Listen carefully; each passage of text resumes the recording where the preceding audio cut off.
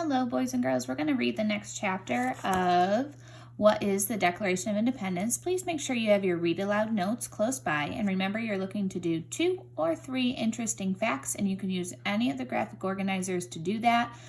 You can go in order, or you can hop around, but eventually you'll use all the spaces there for each chapter. So let's read chapter 2. Taxes and more taxes. Besides taxing colonists, King George did other things that made the situation in America grow even more tense. In 1761, he ordered a renewal of the rights of assistance, which were a kind of search warrant. British customs officers and soldiers were allowed to search shops and warehouses and even people's homes. This was to make sure colonists were only buying things made from Great Britain. That's kind of crazy, boys and girls. They're saying that British soldiers have the right to look in stores no matter what, even if they have no right to do that. If goods from other countries were found, the shopkeeper or homeowner had to pay a fine to the king. The colonists were furious. It was one thing to search a warehouse or even a shop, but searching other people's homes was an outrage. James Otis, a lawyer from Massachusetts, went to court. He tried to get the searches stopped. He often credited with one of the most important lines in American history: taxation without representation is tyranny. This idea that it's completely wrong to tax people without letting them have a voice in the matter would have become a rallying cry for American colonists. So they're saying, boys and girls, that King George can't be taxing the American people, especially for all these unrealistic things, and especially because they don't have a say in it.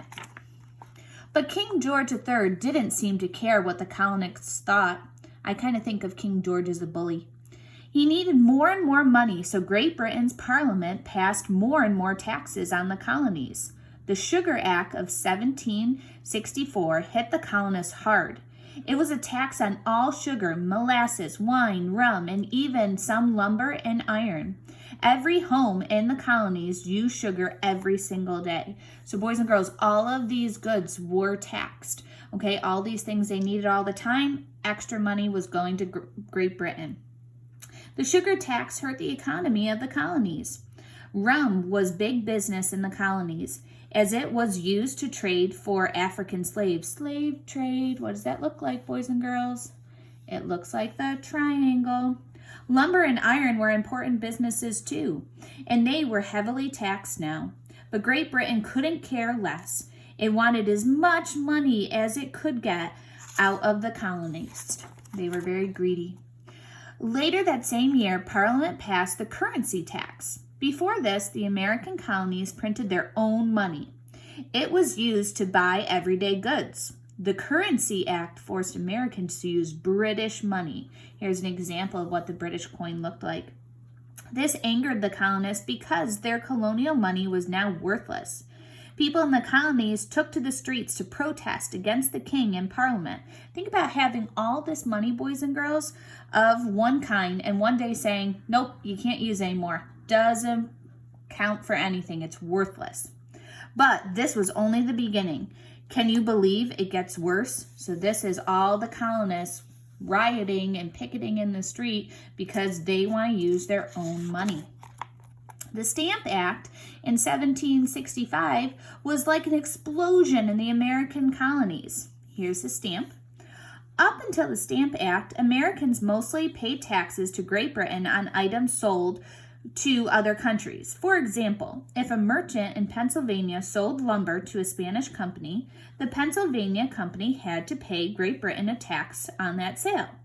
But any lumber that Pennsylvania merchants sold to other colonial customers wasn't taxed.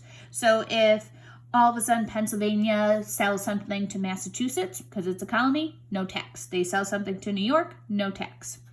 But the Stamp Act, colonists paid a tax on items sold in America. For instance, anything printed on paper, newspapers, contracts, wills, and even playing cards had to have a British stamp. Here's the British stamp. And there was a price for the stamp. If a newspaper cost 1 pence, Before the Stamp Act, after, it cost 2. The Stamp Act affected every colonist, and all of them hated it. Riots broke out across the colonies. In Boston, a man named Samuel Adams urged colonists to fight back. First, they stormed the office of there's Samuel Adams, British commissioner. The commissioner collected all the taxes for Great Britain. Then protesters went to his home. He was so frightened by the crowd that he quit his job the very next day. In New York, 2,000 angry colonists ransacked the house of the British Major Thomas James. Why? He boasted that he would ram the stamp tax down colonists' throats at the point of a sword. Not very nice. So this British guy is saying, haha, you guys are going to have to pay that tax on anything, and you need a stamp on it.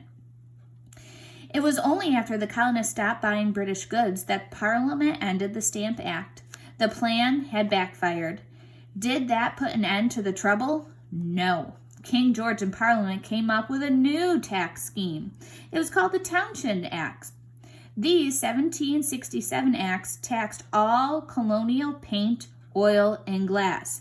And one other thing, tea. Again, people in the colonies rebelled. They protested in the streets and they boycotted, meaning they refused to buy British goods. And here's a picture of them ransacking that Thomas James's house. And now taxes are on everything, boys and girls, even their tea. This was hard on many households. Only the British sold certain things that most colonial families depended on. It was not easy to give these things up. What colonists minded the most was doing without tea. Tea was a favorite drink of the colonies, even though it was expensive. Most colonies were regular tea drinkers. Boiling water was a common way to purify water. So in every cup of tea, colonists were drinking both clean water and a delicious tasting beverage. Most tea came to America on British ships that had been picked it up in other parts of the world. Now, colonists found ways to get tea illegally. Some tea was shipped in from other countries without the British authorities even finding out. Some tea was grown in America, including tea made from mint or chicory. The colonists agreed to tough it out and continued the boycott. It was important to make the king and parliament understand how fed up they were with these taxes. Eventually, the boycott was a success, or mostly a success. Once again, Great Britain was losing too much money, so Parliament did away with taxes on glass, paper, and sugar in 1770. So finally, Great Britain said, okay, we'll let up a little bit on these taxes. Just a little bit, though. In fact, they got rid of almost everything in the Townshend Acts. Only one tax was left in place, the tax on tea. Surely the colonists would see how reasonable the king and British government were being. Here's tea in the colonies, just so we really understand. Kind of think of tea as like coffee is today. You know, most adults drink coffee, okay? Tea was like that in the colonies in the 1700s. The tradition of drinking tea came across the Atlantic Ocean with the first British settlers to the New World. Tea became popular throughout the colonies. Big cities like New York and Philadelphia had many tea gardens where tea was served in the finest porcelain or sometimes in silver cups. Even in tiny rural towns, American colonists enjoyed drinking tea. If you drank tea, whether in a fancy tea garden or at your own kitchen table, it was a sign that you were doing well and that you were rather sophisticated. And we'll start chapter 3 in the next video.